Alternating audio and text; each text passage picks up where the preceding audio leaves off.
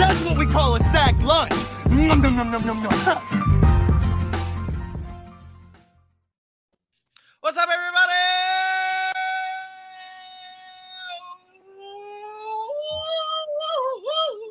Welcome into another edition of the Sack City Podcast. I am your host, the one and only Vinny Milani, joined as always by ya boy, old Skippy Doo himself, the reigning, the defending, undisputed, somewhat heavyweight valedictorian of the show,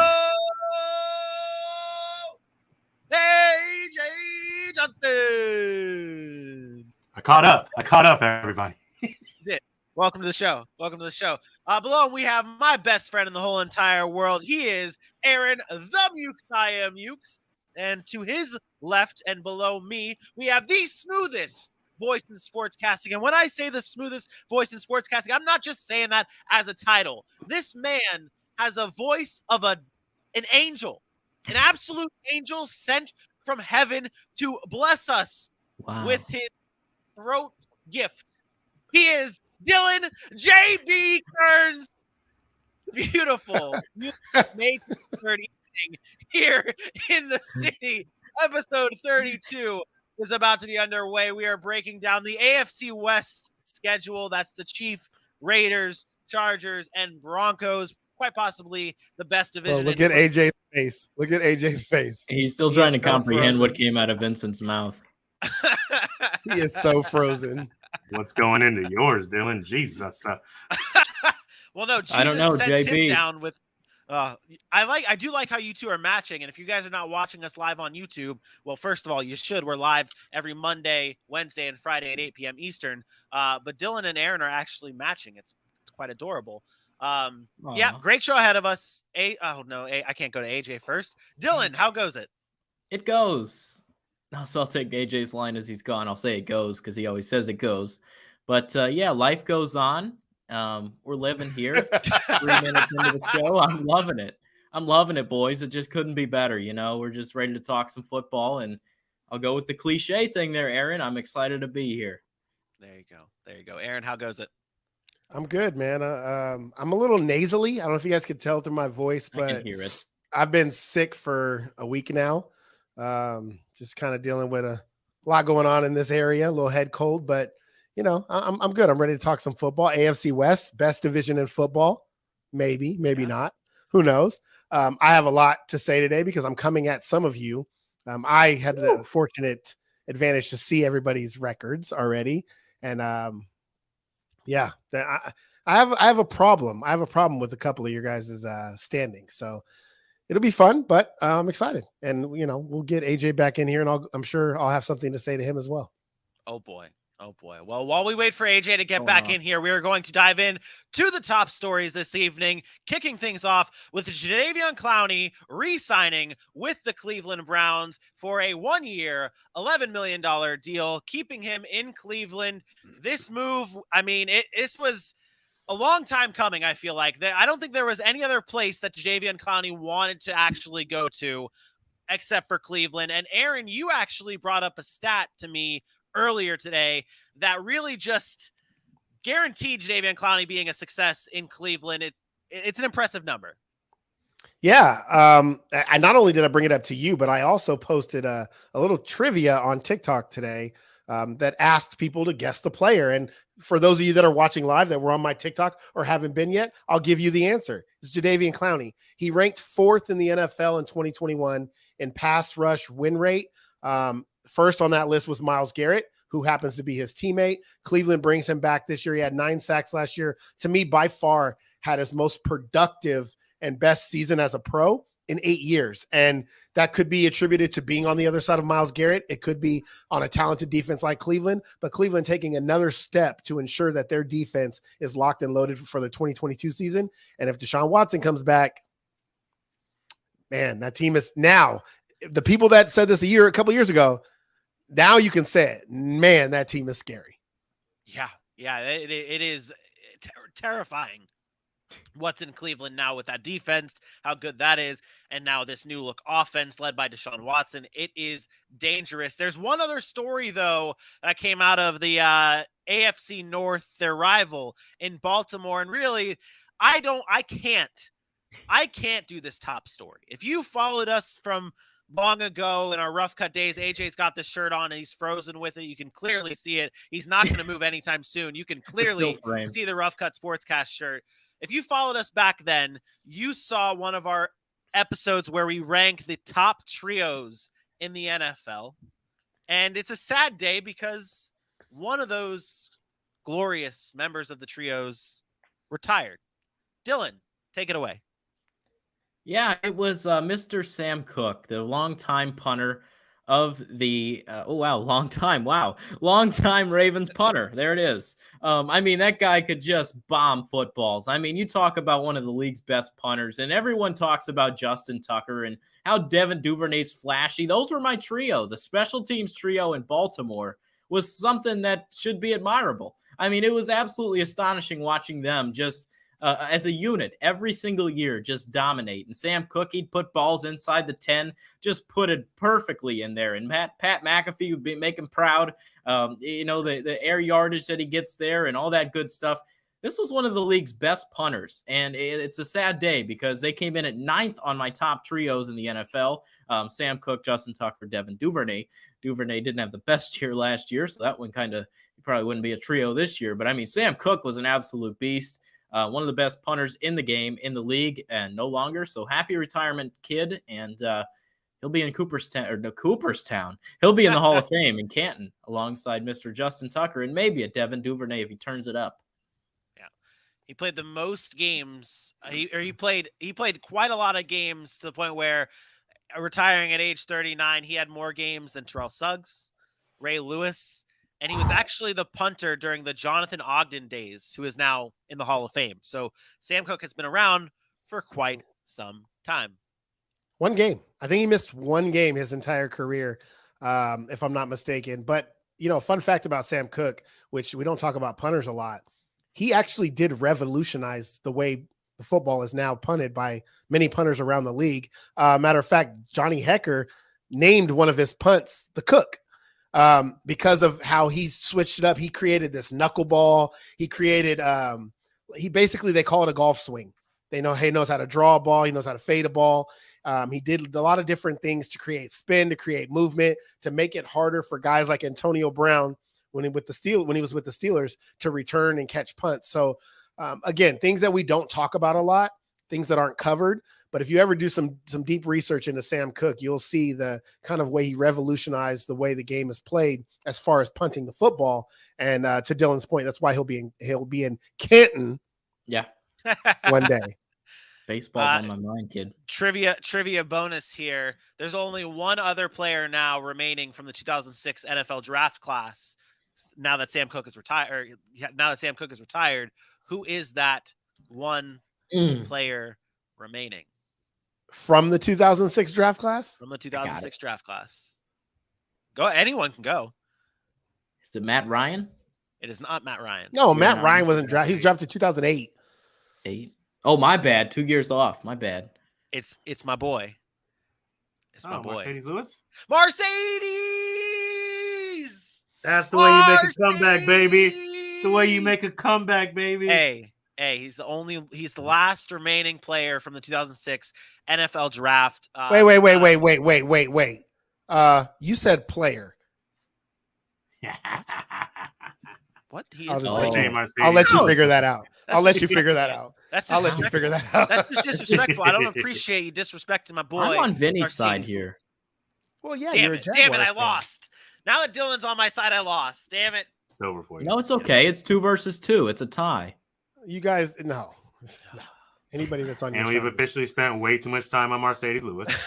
And we spent a lot of time bringing you back in. I think it is hilarious though. So just to pull the curtain back, and this is to tell the fans at home how serious we are at the show and how serious we take it. We had a very long meeting before the show, about an hour-long meeting before the show. AJ was in it, alive and well, active, moving freely. And now that the show starts, Spectrum got him. But he's alive now. He's alive. Look at him just skipping over there. But he is alive. He's back. We've got a great show, though. We're going to get into our AFC West schedule talk in just a few moments. But let's test AJ's connection. See what works. Let's see if we got this. Those ducks. See if this beautiful voice can get everybody excited. I know we got the vibe with that music behind us.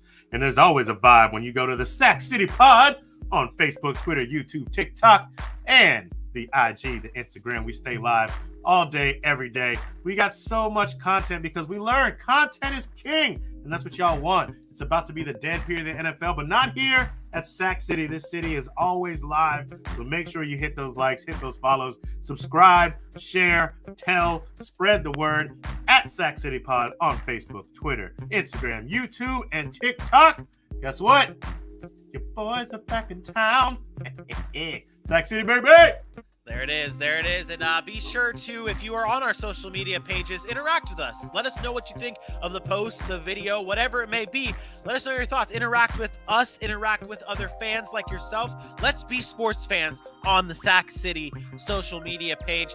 It is time to dive into the AFC West, and there is no place else that we could start but the defending AFC West champions, the Kansas City Chiefs, and their schedule looks like this, featuring quite a lot of primetime games, 5 to be exact, including that Week 2 matchup against the Los Angeles Chargers. And guys, we've talked about it during the offseason with all the moves that came in, and I mean Chandler Jones going to Vegas, Russell Wilson going to Denver, Khalil Mack going to Los Angeles. The Chiefs, they were on the opposite side of this, losing Tyreek Hill. But they're still, I would say, and I think most of us would say, a top dog and a serious threat in the AFC. With this tough schedule, Aaron, what is the storyline heading into the 2022 season for the Chiefs? Oh, well, my storyline's easy. Are the Chiefs still dominant in the AFC West? Are they still the team to beat? I've heard it all. I've heard all the haters say, well, now they're going to fall off because Tyreek Hill's gone. You told me that last year. You told me they weren't going to be as good. The Chiefs have won that division a number of years in a row. They've been to 4 straight AFC championship games. I hear Dylan in the background already. The Chiefs can't do it. The Chiefs can't do it. Listen, we continue to doubt Andy Reid. We continue to doubt Patrick Mahomes. We find reasons to say they're not going to do it. But at the end of the season, when we all look up, there they are, atop of the AFC West, and making waves and making their way into the AFC Championship game. I don't know that it's going to be any different this year. Is it more challenging this year? Absolutely. But I think obvious storyline is, do they continue that dominance, or is it time for one of these younger teams, one of these teams with new weapons like a Denver Broncos, to come over and take over in the AFC West? Yeah, you brought it up right there. You brought up the 2 things I wanted to say. You said it's going to be more competitive. Is it time for the Broncos to take over? And then really the one thing there with the Kansas City Chiefs you could look at is Andy Reid. He's a head coach who's very talented in this league. We've seen him do it all and win in Philadelphia and then in Kansas City with Alex Smith, with Patrick Mahomes. He's a winning head coach, and that's a great thing to have in this league. He's going to be tested this year. I tell you, Mike McDaniels is coming over. A lot of Nathaniel Hackett, another one. I'll touch on him a little bit later. But there's a lot of moving heads. Brandon Staley has his sort of his technique when it comes to being a head coach. So maybe the one thing going for the Chiefs is having Andy Reid there, and obviously having Patrick Mahomes is one of the most talented quarterbacks in the league. But I'm telling you, it's going to be very competitive. They have a hard schedule, and I think a team in this division could potentially jump them. Yeah, so I can't believe I'm actually about to say this. I took a page out of Dylan's book for my headlines, and I'm actually going to give you real newspaper headlines. And for the Kansas City Chiefs, it's, you don't always see every weapon. Anyone ever watched that movie Blade? How he's got the big black trench coat and the jacket, and he's got a sword on his back. When you open up that jacket, there's 50 blades in there. That's the Kansas City Chiefs. Yes, Tyreek Hill, that sword has gone down to Miami. But you open up this side, you got a Juju. You open up this side, you got an MVS. We're talking size, we're talking speed, and we're talking about a guy who we all looked at as one of the best number 2s aside Antonio Brown. In the first year he had a chance to do it, he got injured. Well, the next year he came back in 2020, he was three receptions short of 100. 97 receptions, 837 yards, and 9 touchdowns. That's the type of production that they thought they would get out of Sammy Watkins. And besides for his week 1, 3 touchdowns, 200-yard game season in and season out, Sammy Watkins never really did it to the effect that they need to. And now we all know that I'm high on Sky Moore. I don't think he's Tyreek Hill, but I think he definitely makes up for a lot of what Tyreek Hill brought. And the way that they're going to use him is going to be very similar in that route next to these other guys. I think the Kansas City Chiefs are going to be right there, ready to do it again. You got Andy Reid, Patrick Mahomes, and sometimes a QB like Patrick Mahomes makes those weapons. I saw this tweet earlier today saying that Sky Moore is switching to being a cornerback because of his size and also the fact that he picked number 24. That has nothing to do with his actual skill. Maybe the WNBA star will actually be great in Kansas City, but we have to be honest with ourselves. We have to be honest with ourselves here. What the Chiefs lost this year in Tyreek Hill, it's a massive drop off. And now I don't like to talk about my graphics or like what you're seeing here, but this graphic here, breaking it down for you, is on average per year since 2018 combined what MVS and Juju have done as opposed to Tyreek Hill since 2018. That's combined to one person's production. They got more receptions. That's great together. But this is going to be a big time we're going to have to see a big time adjustment from the Kansas City Chiefs now that they do not have a Tyreek Hill. I want to see who they favorite as the number one wide receiver. I love Juju. I think he's going to be, at least for fantasy purposes, he's going to be a great target this year. And I think he becomes Patrick Mahomes' number one wide receiver. I'm not bashing them. I'm not saying they don't have a chance, but I am saying we have to be honest with ourselves and say that there's going to be an adjustment period with who is going to be their new Tyreek Hill. You know what? This sort of reminds me of Moneyball. We're so hot here. We are, AJ. That's a good point. Reminds me of Moneyball, right? You lose Giambi. I don't know, let's bring in a couple pieces and sort of help fix and see if this can help the team out. Well, that's what the Chiefs are doing here. They didn't want to pay top dollar to Tyreek Hill, bring him in. They bring in a couple replacements to get the same production, and they play a little Moneyball approach. Save some money, bring in a Valdez-Scantling, bring in a Juju, and don't have to pay big money to Tyreek Hill, who's giving you all that production. So it was similar to that. They did end up getting a pick back in that deal, but they gotta spread the ball around, and I think that's going to be their main focus. They don't need a number one. Perfect segue, Dylan. Perfect segue. This isn't about replacing Tyreek Hill. Nobody's looking for them to come in and replace 1,500 yards at times, 10-plus touchdowns. This is not what Andy Reid's trying to do. I think everybody forgets. Do we remember when Andy Reid coached the Philadelphia Eagles to 4 straight NFC title games? Outside of Terrell Owens, who were their receivers?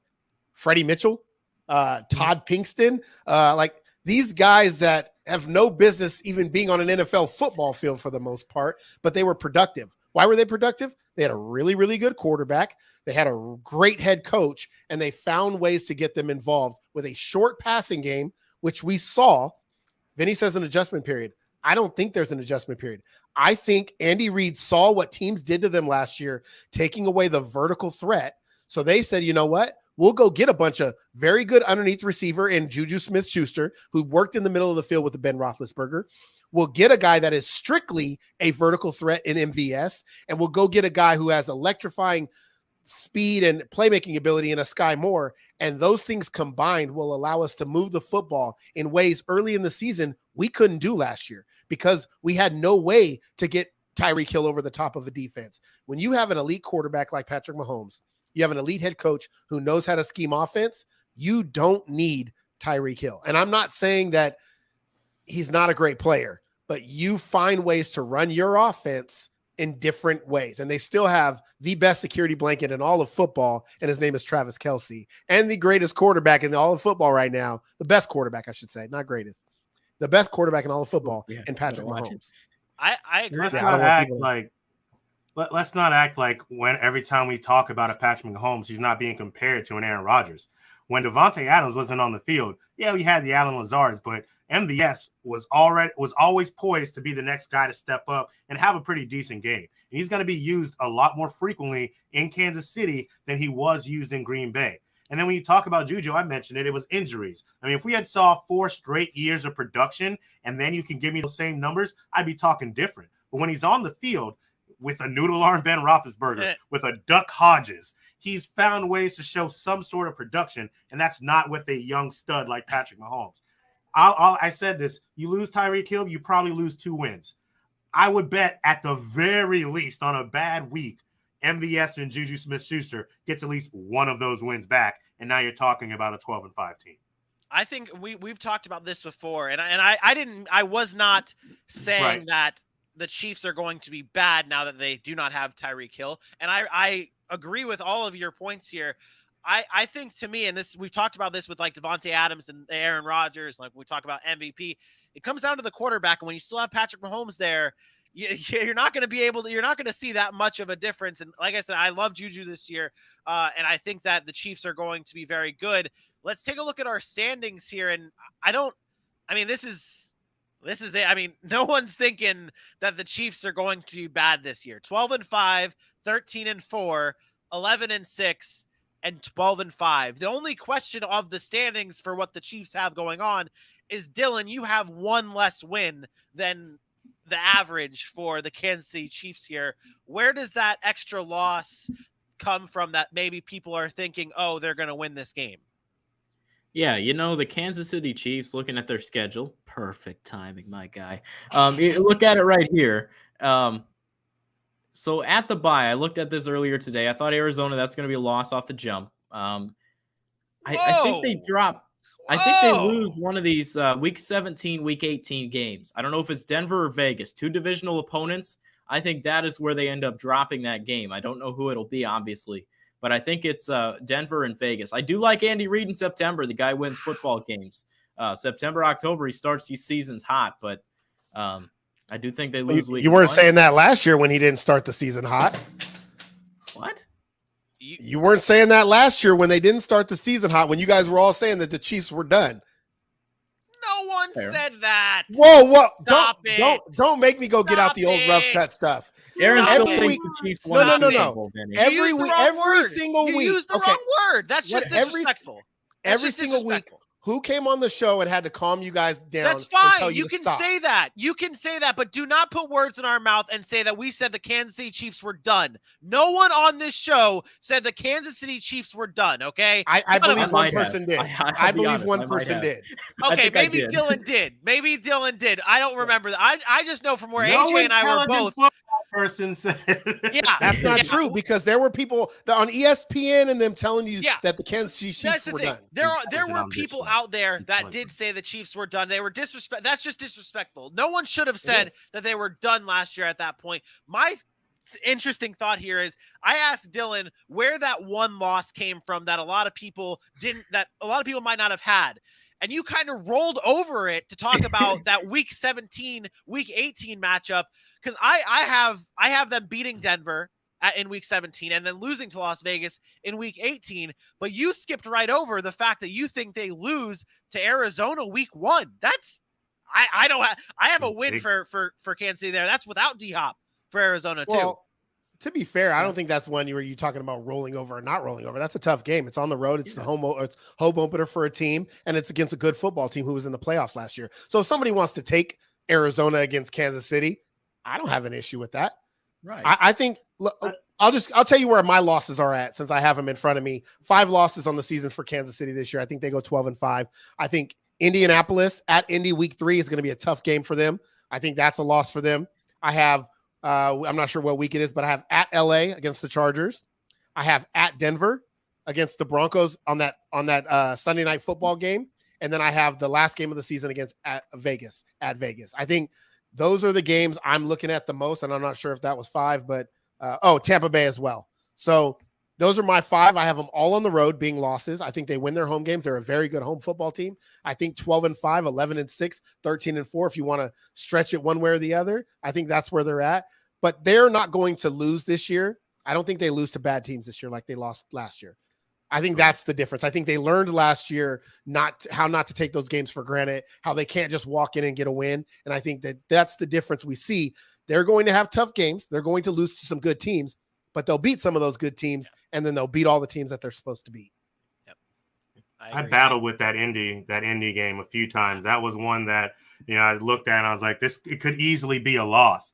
But I think, to me, that's what gave me their loss at Tampa Bay. I think they go in, they go hard their first or second home game or away game and beat a very good Indy team and then have to go take on Tom Brady and all the headlines. It seems like the Tampa Bay always has a week 4 that's really big, and there's headlines surrounding it all the way through. And I think that's the first one they really drop. I have them taking the 3 from there. And I actually have them beating Denver and Vegas in week 18. Of course, as the season goes on, if they don't need to be in that game sitting at 12-4 already, then, we can have a different conversation. But today, that's where I kind of have them still winning the last 5. I'm pretty sure, Aaron, do you have Buffalo beating Kansas City? No, I do not. I have Kansas City winning that game. It's at home. It's at home. Okay. Mm-hmm. Okay. I don't have Buffalo beating them. I do too. I have Buffalo beating them in that game.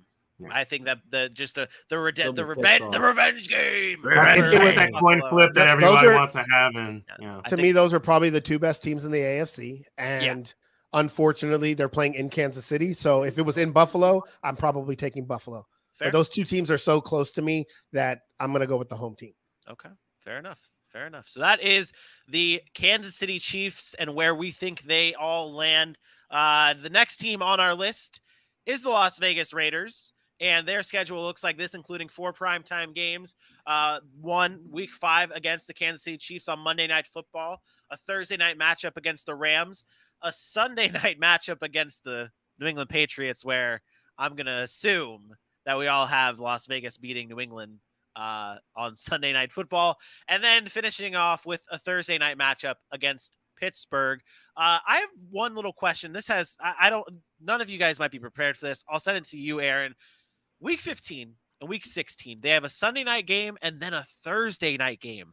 That's really close together. Very close together. No. It's a Saturday night game. Oh, it is. It is a Saturday night. It's a Saturday night game. It's a Saturday night game. It's Thursday Night Football, the NFL Network, but it is a Saturday night game. Okay, so that's, I guess, somebody wasn't paying attention to the doc. Weird how they do that. Graphic. That's weird how they call things those shows and then they air them on Saturday Night Football is Thursday Night Football and Sunday night. Thursday Night Football. NFL Network does Thursday Night Football, so but it's a Saturday special. Basically, we're gonna have to note that a little bit better in the doc nowadays.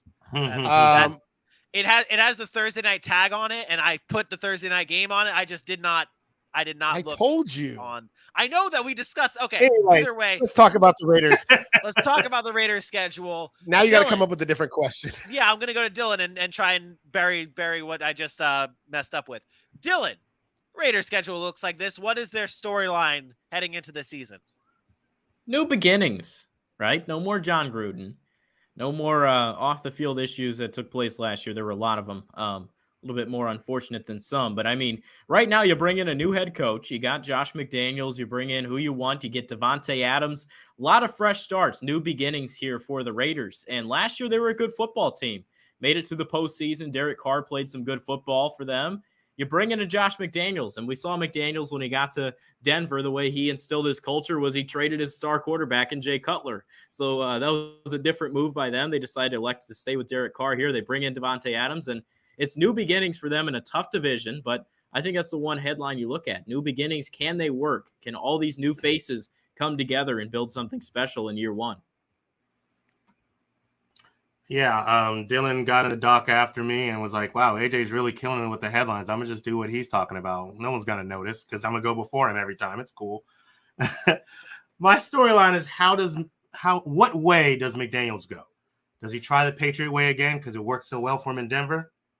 I don't think so. How does he change the culture when he shows up? We saw what B Mafia was able to do for that Raiders squad at the end of the day. They bring in Josh McDaniels. Is he going to be able to instill his own culture? And is he going to be the first true success from the Bill Belichick tree? And I mean like true success. When you look at it here, you think about the guys that came off of that coaching tree from Belichick.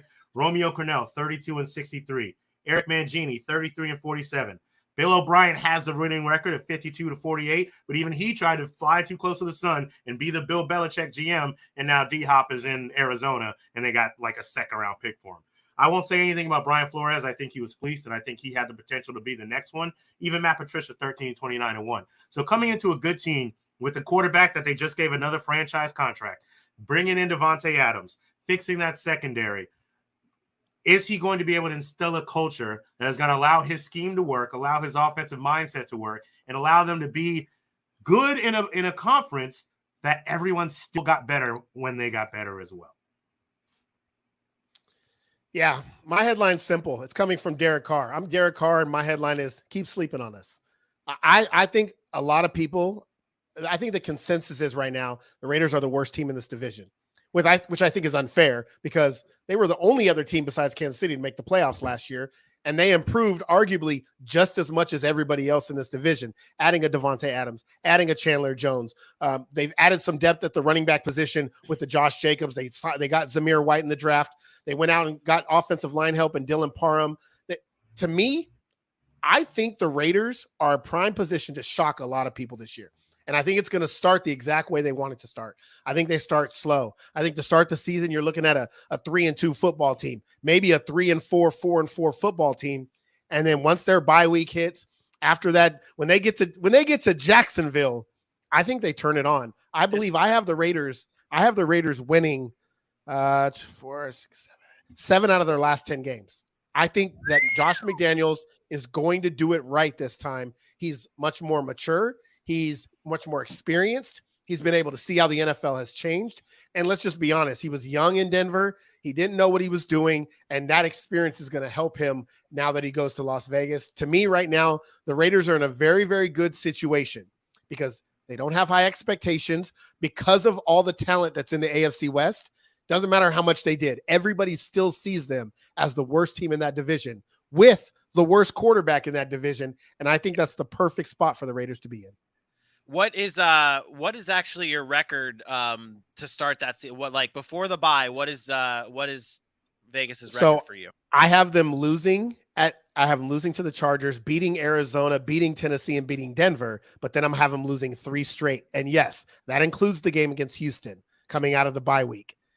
I have them losing then, and then I have them losing at New Orleans. And then right when they go to Jacksonville is when I have them turning it on. So prior to the New Orleans game, I have them 3-4 after 7 games. I have them when I look at their schedule.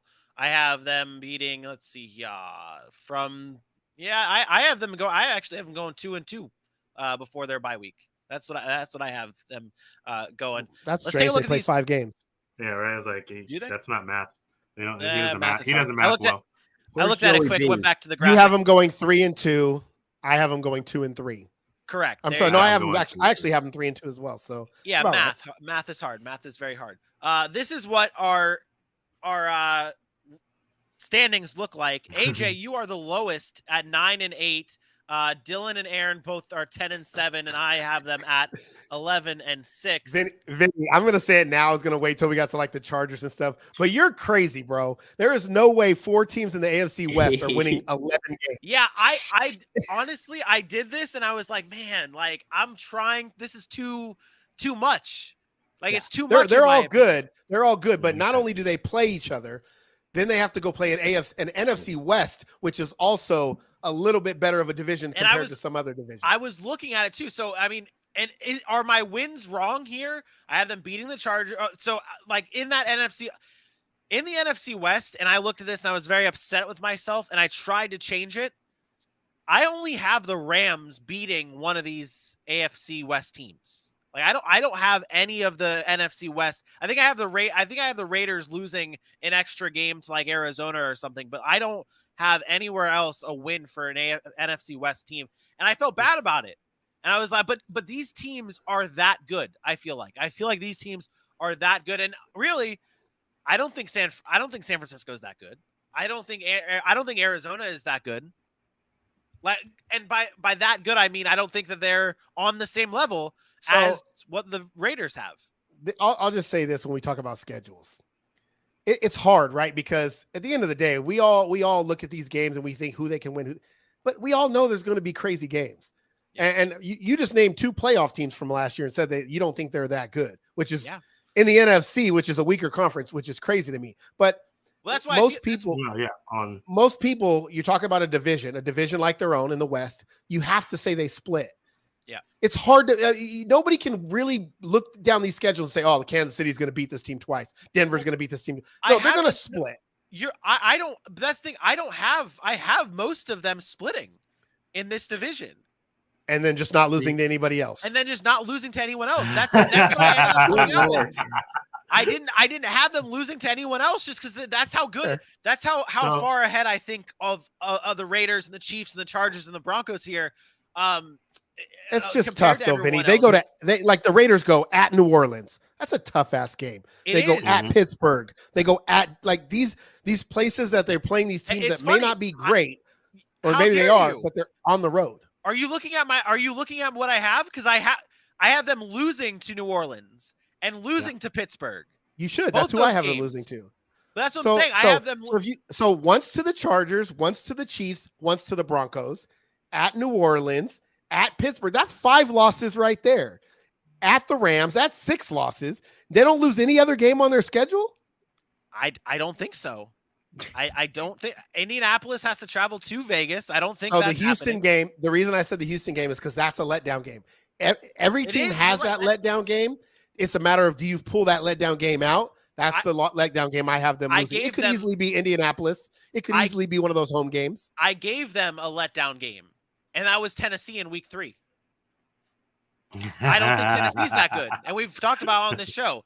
I don't think Tennessee's that good. I think that's their letdown game if you want to count a week 3 game as a letdown game. So I was about to say, I think that's too early for a letdown game. Because, I mean, we saw last year, Tennessee, week 3 is the first time they actually looked decent, like a formidable NFL team.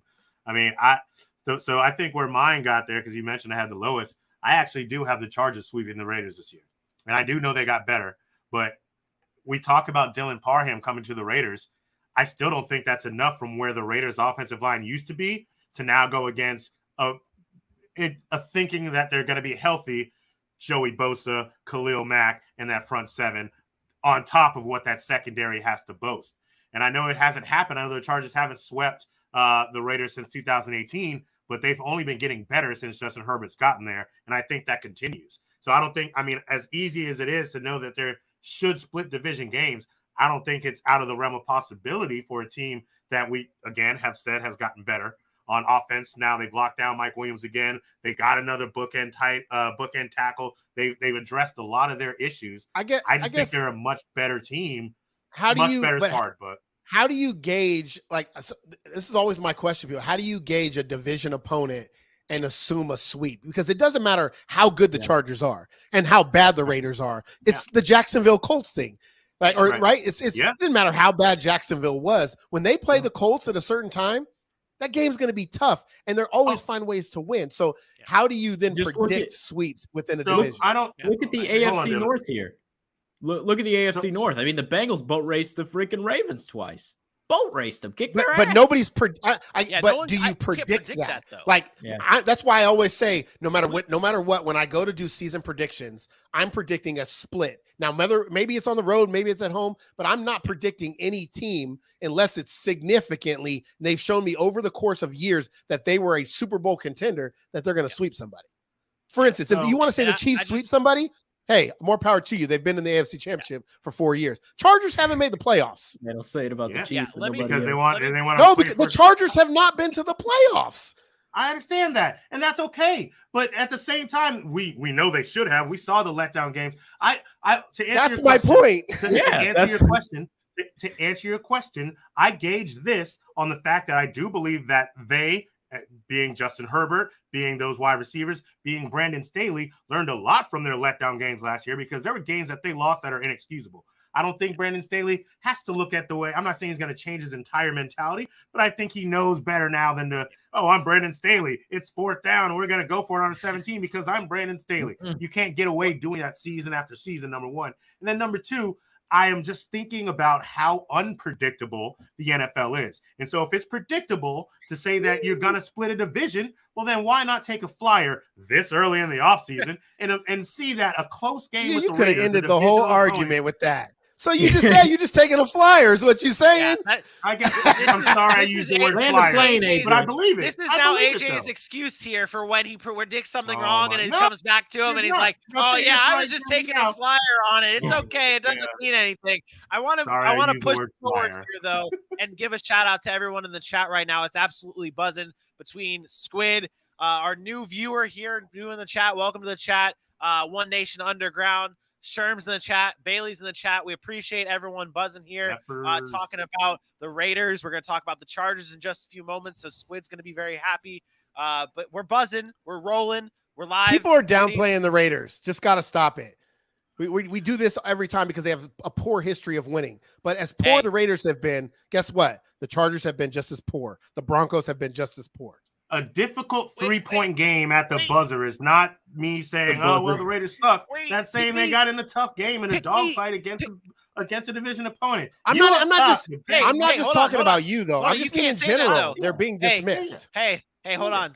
We can't say this. We can't say this to AJ. Last year, he was all fine and dandy on hopping on the Browns, and they stank. They had that stank. So it's okay. Like, AJ knows. AJ has been through this before. You're on mute, homie. You on mute. That's a minus. I wasn't talking to you.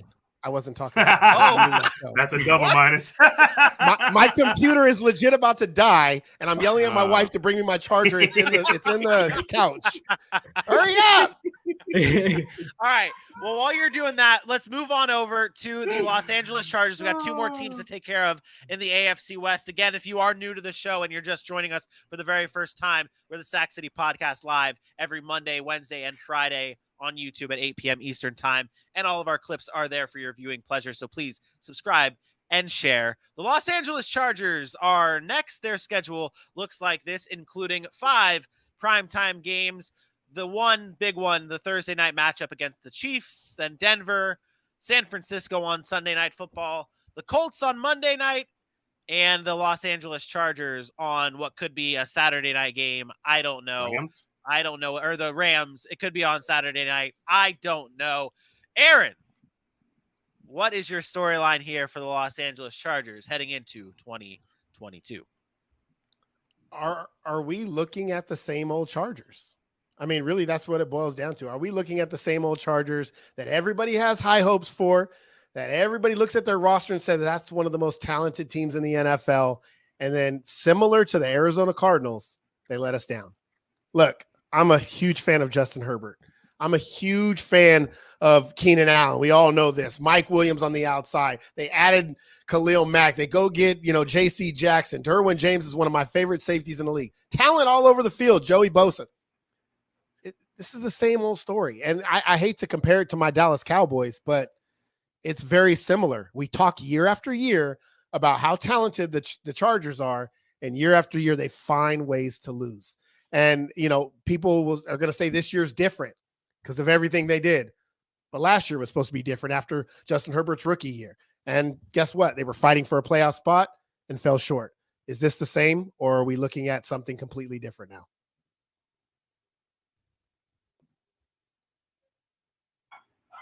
I don't know if y'all can hear me, but I'm going to try.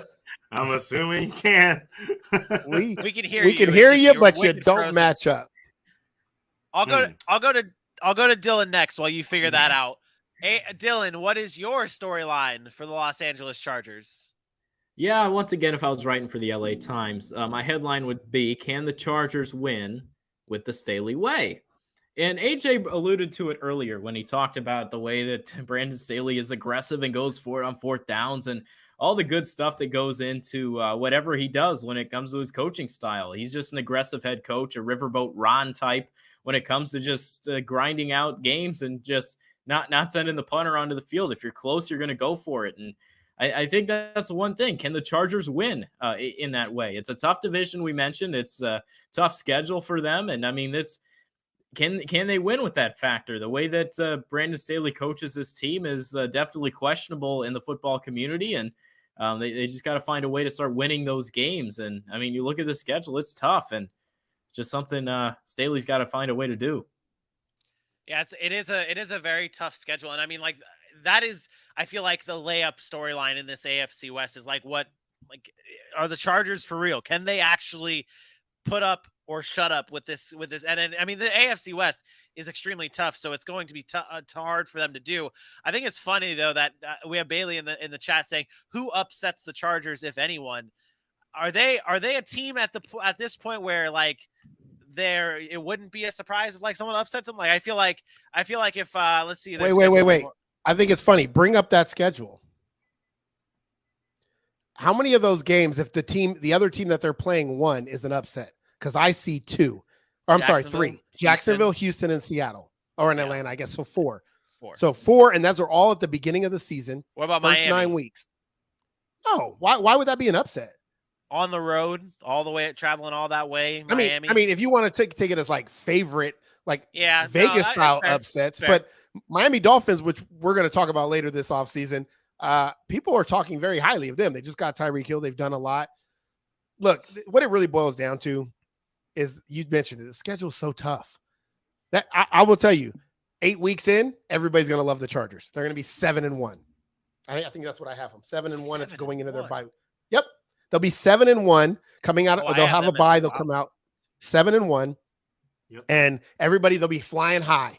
And guess what's going to happen after that? They're going to win 3 games the rest of the year, because that second half of that schedule is absolutely brutal. That schedule is brutal. When you talk about going at San Francisco, then you got Kansas City, Arizona, the Raiders, Miami, Tennessee, Indy, Rams, and Broncos. Those are all arguably playoff teams that are not going to be lay down games. And we've seen, and like I said, we've seen this before from the Chargers. Hot start, games that get tight, coaches have to make decisions. Wow. He is not going to stop going for it in situations. And against those good football teams, he might be able to squeak some of those out. I mean, you can't have any slip-ups the first half of that year, because the schedule down the stretch is so tough. It's funny you say that. Every situation, though, that he has to – it's not every situation that he doesn't have to go for it. Like, that's the difference. No, I don't care if he does it or not. I know. I know where you stand. I'm just going off of what you said. For instance, if you're taking that shot on 4th down and you're on your 45, I'm okay with that. It's when it's 4th and 17, 4th and 29, and you're on your 20. Those are the dumb plays that you have to get over. He's never done that. Yes, he has.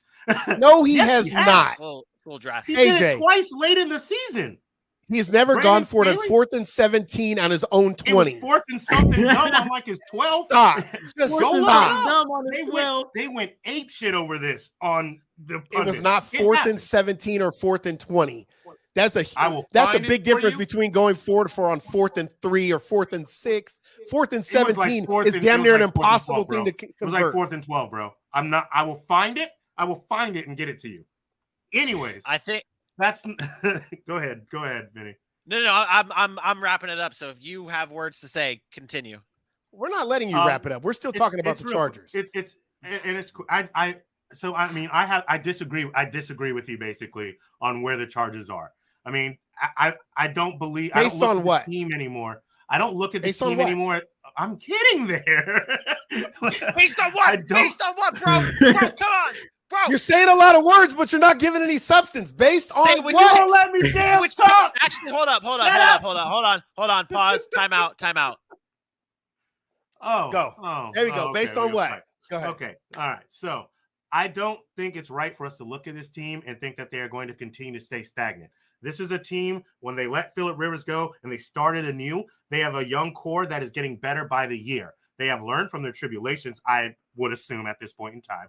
That's a heartbreaking way to go out last year when you have the entire world focused on you and all you have to do is tie. And I respect you not going for a tie because that's bullshit. And going for it, and you lost. And now you go in the offseason, you're hurt hard. You take the right motions, you get better on defense. This is a team, the Chargers, that for me, I've been looking at them waiting for their defense to get better. Since back when they were going in with Casey Hayward and Jason Verrett, when they were quick in their prime and they just could not stay healthy. That has been the biggest downfall for them, is their health on defense. And they've had to come back each year. I think they fixed that with Joey Bosa and Khalil Mack and getting J.C. Jackson. I think they fixed their offensive line. That's going to allow that run game with an Austin Eckler to get better and allow Justin Herbert to do what he's been able to do in this passing game. I don't think he's going to be the MVP like, Sherm is going to tell us he's going to be. He's great. I think he's going to be in the conversation again. I think he's going to be throwing another 45 to 48 100-yard season, another 30-plus touchdown season. I think they have the requisite pieces to be good. And all they have to do is show that they have grown up, which I believe they have.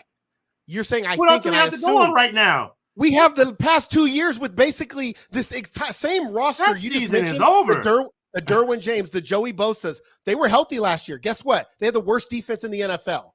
Like Brandon Staley. Brandon Staley was a defensive-minded coach, and he has the worst defense in the NFL. But yeah, we're going to give him a pass because they're dynamic, because Justin Herbert's so electrifying. They bring in these pieces that we assume it's going to work. I'm not assuming nothing. I'm looking back to last year where they were bad, and they finished 9-8, third in their own division, behind a Raiders team who went through hell and only got better, a Denver team they barely got by who got better, and they were 7-9 and 9-8 with Justin Herbert. I'm sorry, but I'm not going to sit here and say this team is going to take the next step and overtake a Kansas City or overtake a Las Vegas when they haven't proven it. We talk. I sat here all last year and I said the same thing about the Cleveland Browns having to prove it. I said the same thing about the Cincinnati Bengals having to prove it. Cincinnati did. So this year I can say, okay, you know what? You proved you can compete in a division like this and win. The Chargers haven't proved anything over the past 10 years except for knowing how to find ways to lose. Why should it be any different? Finish in their division? Where do the Chargers bring in Vinny. Vinny and Dylan can come back in. I have them all finishing 10-7. And I'm not saying they're bad. I think they're a good football team. But to say that they are going to take this massive leap and be this favorite to win 12 games, and I'm not saying you did or anybody else did. I saw some comments in the chat about what they're going to win, 12, 13 wins. How do we just make that leap based on what we've seen? And Justin Herbert played phenomenal last year, to Dylan's words. 12 wins is phenomenal. Very much in the realm of a possibility for this team. Based on what that we've seen. I gave it to you. You shut it all down. That every single year in the NFL is different. You were talking about 2 or 3 new teams per conference every single year in the playoffs. I can tell you right now, without a doubt in my mind, that the Chargers are going to be one of them. Sure, I have them 10-7. They can make the playoffs, but that's not the stretch we're talking about. We're talking about the significant leap to overtake the Chiefs, to make 12, 13 wins. Because if you're talking 11, 12, 13 wins, now you're talking one of the better teams in the conference, and they weren't even in the playoffs last year. That leap is a lot bigger. That's a Cincinnati leap versus just to make the playoffs leap. So let me step in here and kind of, you brought up before this whole fiasco with AJ that outside of the bye it gets very tough for them. I actually have them going 1, 2, 3, 4, 5, 6, 7. I have them going 7-3 out of the bye. Wow. So you have them going 7-3 out of the bye. And they also play Jacksonville, Seattle, Houston, and Atlanta. So that means you have at least 11 wins there. And are they not winning another game? Are they not winning against Cleveland? I have them 12-5 is what I have them at. So okay, which is I thought I put them 12-5 too. I apparently put them 11-6. I have them at 12-5. I have them beating Atlanta. That's not a hot take. I have them beating San Francisco, which you and I discussed this during our power ranking show. Not that sold on San Francisco. So and you talk about what have they proven or anything like that. If Trey Lance is their guy, they haven't proven shit either. So that's that. I have them splitting with Kansas City, so that's their win right there. I have them beating Arizona. I have them beating Vegas in Vegas. I have them losing week 1 against Vegas, so there's a split. I have them beating Miami, that them traveling across the country to Los Angeles. I don't like that for them. Tennessee, we all know, we all have said this, and even our chat, which I'm very happy about people agreeing with us about Tennessee. I don't think that Tennessee stands a chance. So they lose there. And then I do have them losing to Los Angeles, losing to Indianapolis, and losing to Denver to round out the season. So 3 straight losses going into the postseason. That's not great. That's typical Chargers. That's what I said. That's why I have that there. But I do have them finishing strong, coming out of the bye much stronger than what you at least said. Well, yeah, but that's also based on you not giving them credit early in the season. Because if you have them winning 7 games after the bye, that means you have them only winning 5 before the bye, or you have them winning 5 and 2 before the bye. 1, 2, 3, 4, 5. Oh, you had 12, 5 wins before the bye. They beat Jacksonville. They beat. So wait, they lose their first 2 games of the year, then they go on a fat winning streak. Is what you're saying? Yes, correct. 8, 9, 10 games in a row. I think that they lose to Vegas, and I think they lose to Kansas City. They beat Jacksonville, Houston, a Deshaun Watson-less Cleveland, I do have them splitting with Denver, so that's their win against Denver at home, and then That's why Seattle I have them 7-1. Yeah. I mean, So if you look at that schedule, the only game I have them really losing is Kansas City. The rest of those games they can win, and I truly believe that. It could be 7-1, and I'm not, and that's because they are a good. I do think they have a good enough talent. We just have it flip flopped. Yeah, but you have them 12 wins. Yeah. Oh, I mean, I have them going 5-5 after the bye. Like, I do think that their schedule starts off very easy and allows them to get right. I don't think so. I won't. We got hot about it already. I don't think it's crazy. I mean, like, I think it's doable. I'm not shocked if I haven't beating Indianapolis. I firmly believe Indianapolis can win a game that late in the season with a Matt Ryan-led quarterback in a defensive front and a defensive linebacker like Darius Leonard. I absolutely believe that. But there's also these places where you look at the schedule and you think about the team you're at, and if this is good enough for a coin flip, which side are you leaning? And for me, where I think the Chargers are getting themselves to this year, I lean on the side of a W for them against an Indianapolis team before I have them lose against the Rams and then Denver, because I do think the last 2 games of the season, the Chargers are going to find a way to drop and have to get back right. I don't want to make it seem like I don't think they can win 12 games or they can win 13 games. I'm saying, how do we predict that based on what we've seen? Like, do we understand how good the football teams are when they win 12 and 13 games? Those teams are, I mean, think about how good those teams are in the league when it happens. And we're going to predict a little bit ago. But nobody saw this coming from Cincinnati. But Cincinnati didn't win 12 games. They won 10. That's my point. And then they went on a run. So could you tell me the Chargers win 10 games and go on a run in the playoffs? We're not having this conversation. But to win 12 NFL games in a regular season, those teams are the Buffalo Bills, the Kansas City Chiefs, the Green Bay Packers. Like, those are the elite teams in the NFL that do that.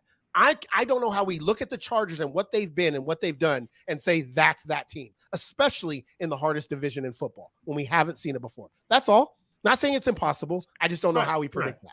It is fair. And like I had to on mine, at least, is I follow that trend of splitting games within the division. You got everybody winning 11 games, so it don't matter. Yeah. Hey, just wait till we get to the AFC East, the AFC South, and nobody's winning a game. They're all like 4 wins.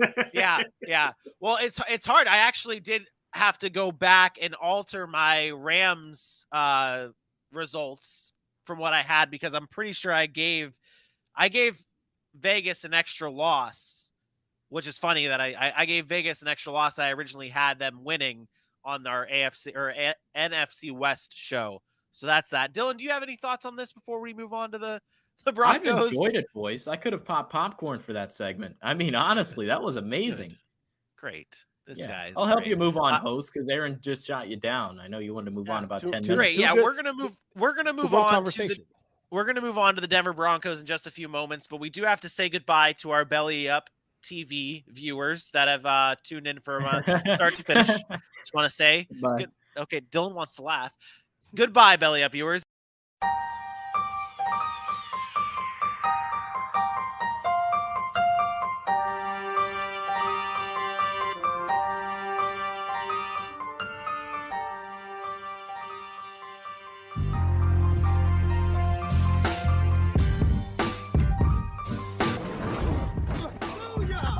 That's what we call a sack lunch.